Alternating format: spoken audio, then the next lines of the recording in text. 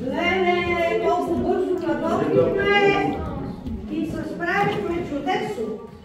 Хайде, дядо, направи място, защото трябва да оставя нещо, дето е много важно и голямо.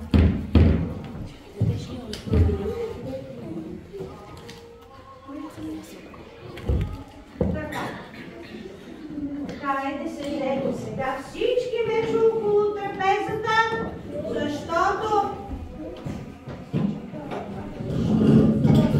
защото трябва да седнем рано, че иначе кокошките няма да измътят пиренца. За всички няма ли столчета?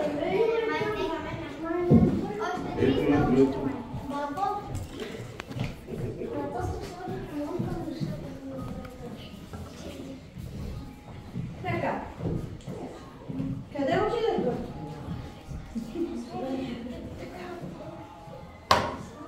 Хайде, палатници! Къде отидохте вие? Бързо! Къде отивате? Хайде, измихте ли си ръцете? Да.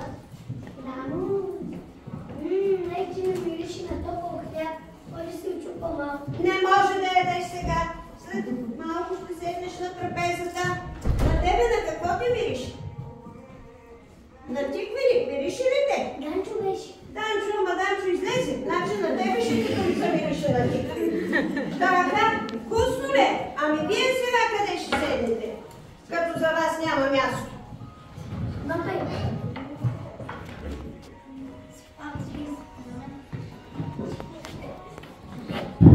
Сядайте около трапезата. Така. А сега трябва, преди да почнем да се храним, трябва да прекадим трапезата, за да ни върви цялата година. Дядо, прекади трапезата. Най-възрастният човек я прикаже. Айде, всички да сме здрави и стари и млади. Мир и сговор да живеем, даже да си попеем. Бога да споменем, името му да назовем, с радост за сърцата и добрина в душата. Айде, Дана Аир! Но първо трябва да кажем и молитвата. Кой знае молитвата? Вие знаете ли я, палатници? Хайде излезте отпред да чуем молитвата. Хубаво и високо да я кажете. Дядо, Господи, прости ме, моля те към нощта. Съм и разум, за да риба, да не мога да греша. Запази ли ти сърцето, отци ми си неща, всичко виждаш от себе добро, на мен не дей праща. Дай на мама, дай на тата, здрав, сила и живот, мир, любов на нас всички братя и на нас цял народ. Амин. Амин. Хайде сядайте на трапезата. Дядо, трябва да начупим битката на всеки го парченце, но първото парченце ще сложиш пред иконата.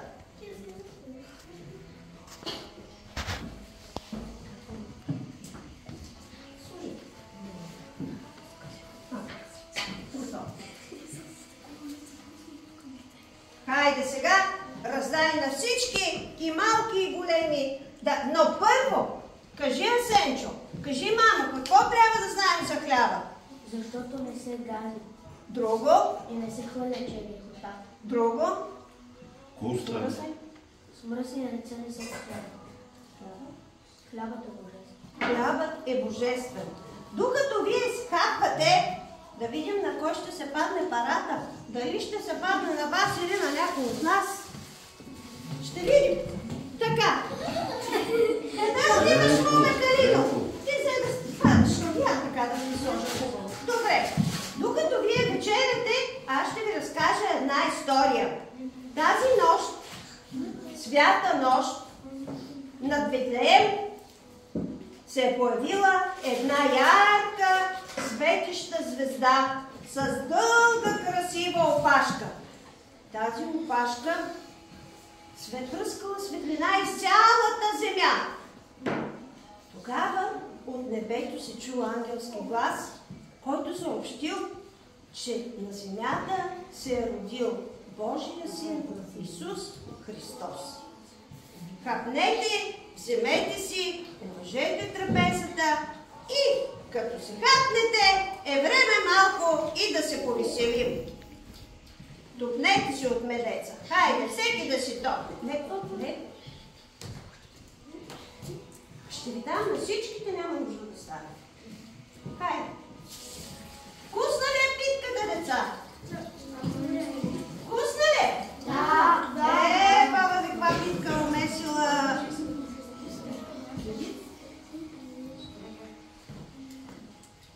Чакай, мама, ще ти дам. Извикай, кои искаш и то дам.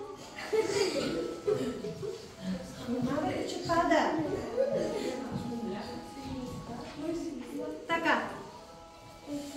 Ние вкусно си хапваме, а пък вие хубаво нагледайте, защото няма друг начин. Я чакай баба да се прочете. Абе, с баба съм оцелил аз. Гледал си, дадо, гледал си. Като сте готови, да пеем на тия гости, да чуят, че можем ли да пеем. Първо бе, капле. Не се притеснявайте, гладен ли се бе вече? Вземете си от пуканките и от зелето си вземете. Така са яде едно време хората с ръце. Може ли деца? Искате ли? Аз се чушам на ваша.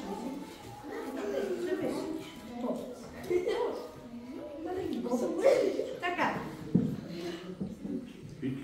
Вкусна трапеза, вкусна!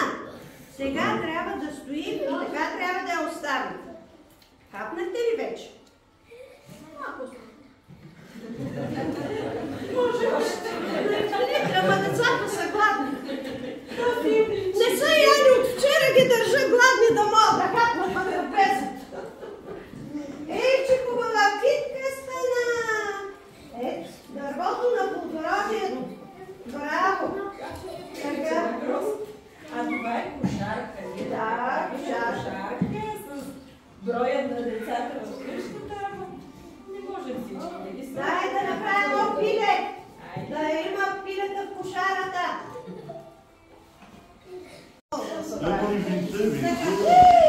Мале, какво забравихме, бе? Нали ти беше отговорник по виното? Как може трапеза без вино? Да ям аз с празна чаша. Да? Отивай. Отиваш. Я ми си пиве, какво става? Сипете си и виното. Оха! Така, нищо. Слагай го там на масата, на трапезата и тук ще го сложиш. Боже, добре, че дядото ожеднял да вземе и виното. Така. Хайде сега, деца, да попеем. Само както сте се обърнете на обратно. И стой така.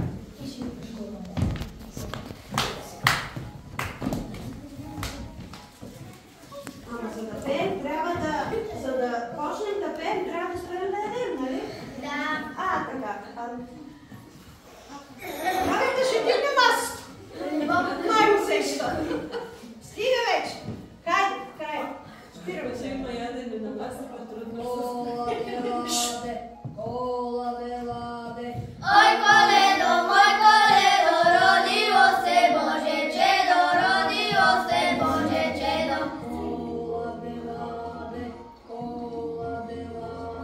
Крава скача по полица, вид котлето, крвавица, вид котлето, крвавица.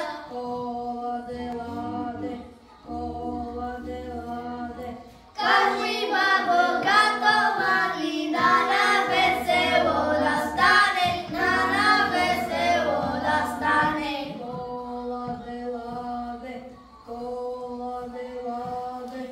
Хайде сега и момичетата да се включат в песничките. Това си е типичната коледарска песен. Хайде сега. Девице, позлатена, позлатена, посребрена, ти повдигла най-високо, най-високо,